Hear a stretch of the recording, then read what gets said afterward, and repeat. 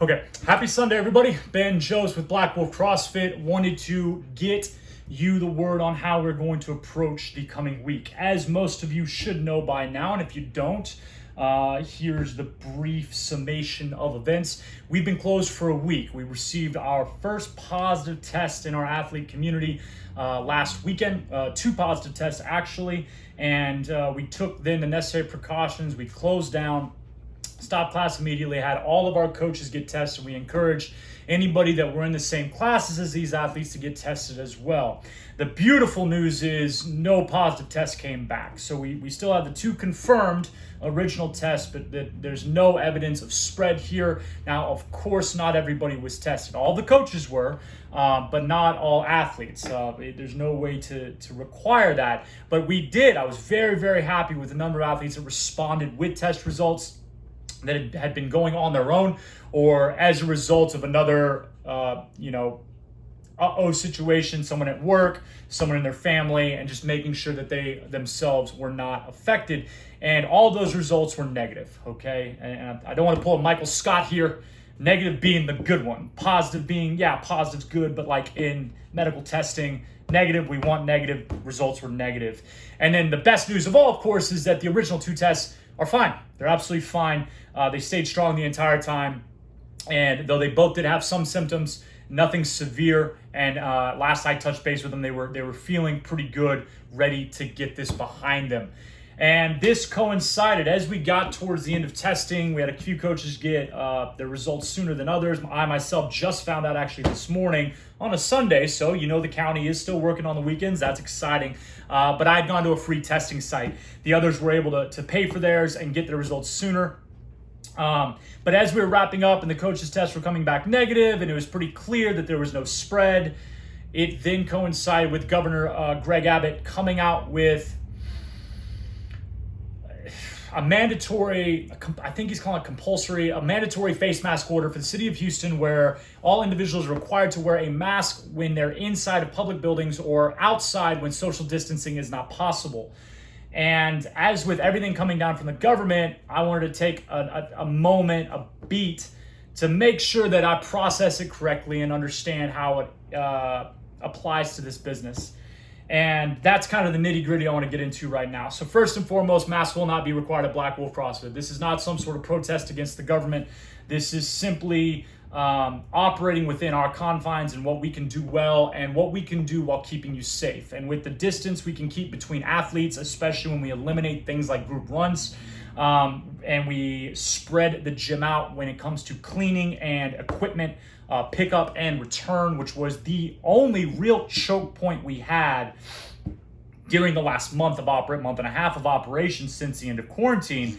Now that we're able to spread even that out, I feel very, very confident that we classify as an outdoor experience and that we are able to maintain social distancing within these 4 walls, okay? And we are very literally outdoors. I mean, the windows are open 24/7. We have all the doors open. There's no recycled air, no climate control, which some people think is a bad thing, but today it is one of the main reasons that we can confidently say we are not a hotspot for spread here. And so I want to go over kind of what it can be expected this week as we do get back to really what was our normal 2 weeks ago. It worked very well with a few small changes. Cap class, okay, or class cap, I should say, gonna stay the same. So you have the 7 that are able to get in, and then you have 5 on the wait list, so 12 total. Sorry, my nose is a little tickly. And now it's like tickling. You're like afraid if you tickle it too much, it's gonna sneeze. You don't want to sneeze. So like don't tickle it too much. Same time, it still tickles. That's what we're going through right now. Okay. Anyways, cap will remain at 7 with that 5-person wait list. Still invited to take part because we do have the space for a 12-person class with plenty of distance in between. But those 5 on the wait list do know that they will not have access to the unshareable equipment, such as if there's a rowing day, which this week there is on Friday. If there is a bike day, which this week there's 2 bikes. Go check the website. The week of workouts is up. If you came on that day and you were on the wait list, you would not have a bike. Okay, of course, unless someone did not show up that was in the original 7 and you were bumped up. But you would not have a bike. You would be modifying that movement and you don't have control over it, meaning we are going to have a set modification that we may tweak based on the athlete, but for the most part, we are going to have a generalization of on the bike day, maybe it's 2 of you so we can do the runs, maybe it's 1 of you we can do the runs, maybe it's 5 of you we got to do burpees, who knows. So 7 are absolutely going to do the workout as it is written, and then 5 more invited. Most days you will do the workout as is written because we don't use the unshareable equipment, bike, rower, squat racks.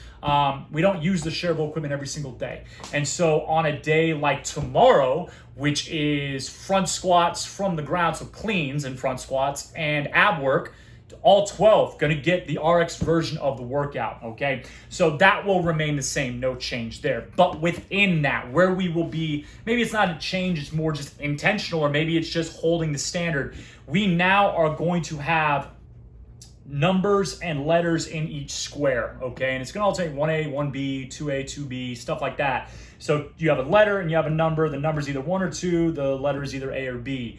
The 1 or 2 is going to dictate the class. So class number 1 of the block is 5 a.m. Class number 2 of the block is 6 a.m. Class number 1 of the mid-morning block is 8:30 a.m. Class number 2 is 9:30 a.m. So if I'm at 5, I sit in a 1 on my square. If I'm a 6, I sit in a 2 on my square. If I'm a 8:30 a.m., I'm a 1 on my square. If I'm a 9:30 a.m., I'm a 2 on my square. And then in the evening, 1's 3:30, 2 is 4:30, 1 is 5:30, 2 is 6:30. Simple as that. You come in, you find a square with the corresponding number, and that is your square. You don't need to wait for permission. You take a seat there with your stuff that you need, and you wait for class to begin. That'll also limit the interactions outside of the mats where we do see people get a little bit too close to one another. Now, the A, B, the letter part of that classification is going to dictate your equipment and your cleaning area. So on the far side, you're going to have the B group, okay? The B group has their own setup for equipment as well as a spread out cleaning area on the horse stall mats on that side. And then you have the A group, which will have the original equipment area and the original cleaning area, which is a little bit bigger, a little bit more spread out than it was 2 weeks ago. So if I am in square 1B, which is my top right, that is Robin's square. The only other person that's there almost as often as Robin's in that square would be maybe Victor, okay, Victor Andrade. Their square is going to be pulling from the equipment that is right next to them and cleaning their equipment right behind them, okay? But if I'm, say, a 2A, will be pulling from behind the rig or the original cleaning, the original equipment area. Nice and simple. So once we figure that part out, it's real easy, okay? Y'all been handling it so well. And again, evidence of no spread, that is because y'all are being intentional without having to be overly worried about it, all right? We're still not doing high fives, okay? Still no handshakes. Occasionally you get a back pat from me, but I'm trying to be more aware of that. But there's certainly nothing that's gonna be taking place in front of you where anything could potentially be up on you or whatever, all right?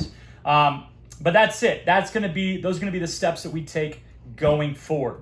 Aside from that, we got a great week of workouts. Again, blackwolfcf.com. That is going to have your week of workouts on there. SugarWOD. We are on SugarWOD. If you have not downloaded that free SugarWOD app and gotten linked into the Black Wolf CrossFit SugarWOD account, which is accessible to you right now as a part of your membership at Black Wolf. The workouts get posted there. They pop up every day the night before at 8, and that is also the best place for you to track your progress. And again, free to you. I pay for it, so use it. Use it. I think they have a great user interface. I think it's super simple to use, and it looks really good. You also have the ability to tap into other programming from around the world, including home workouts, maybe weightlifting focused workouts.